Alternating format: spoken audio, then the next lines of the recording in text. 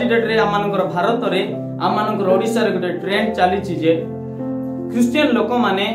अन्य मानकर धर्म को परिवर्तन करूछंती बोली मु आपण मान कहबा पाई चाहे मो जीवन रे मु गोटे खराब व्यक्ति थिली मद्यपान करिवा व्यक्ति थिली मोर अंतर रे उत्तम कार्य नथिला उत्तम कथा नथिला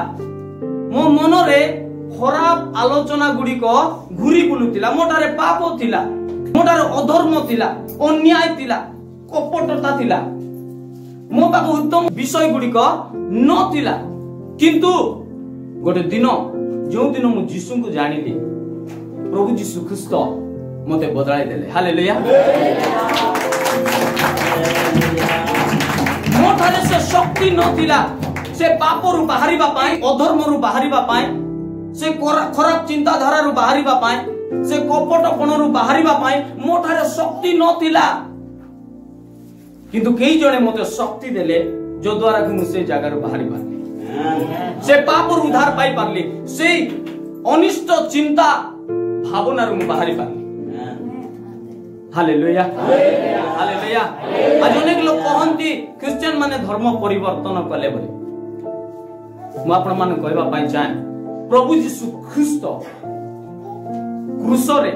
लोक मानकर पाप को नहीं गले अधर्म को नहीं गले अपराध को नहीं गले आज हम माने यीशु को विश्वास करूछु हालेलुया मु आज आपण माने कहबा पाई चाहे जे मु मोर धर्म को परिवर्तन करि नाही किंतु धर्म मोर जीवन को परिवर्तन करि दे हालेलुया एति भाई गीत संगीता 23 तार 6 पद रे लिखा अछि जे सदा प्रभु मोहर धर्म आज प्रभु यीशु ख्रीस्त मानकर धर्म यीशु मानकर धर्म मु धर्म को परिवर्तन करि नाही किंतु धर्म मते परिवर्तन करिछि मु जदि मोर धर्म को परिवर्तन करि तांती मोर जीवन रे केबे मध्ये परिवर्तन देखि न तांती किंतु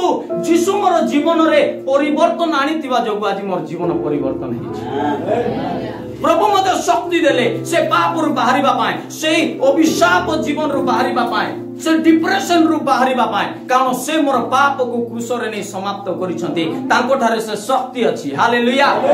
आज जे के यीशु को विश्वास करिवो प्रभु से मान को शक्ति देबे हालेलुया हालेलुया आमे निजर कर्म द्वारा आज उद्धार पाइनु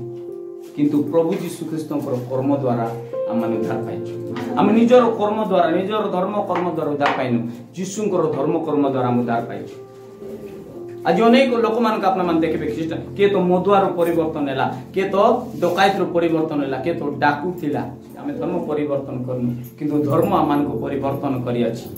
से धर्म होचंती आमानकर प्रभु यीशु ख्रीष्ट से आमान को परिवर्तन करे हालेलुया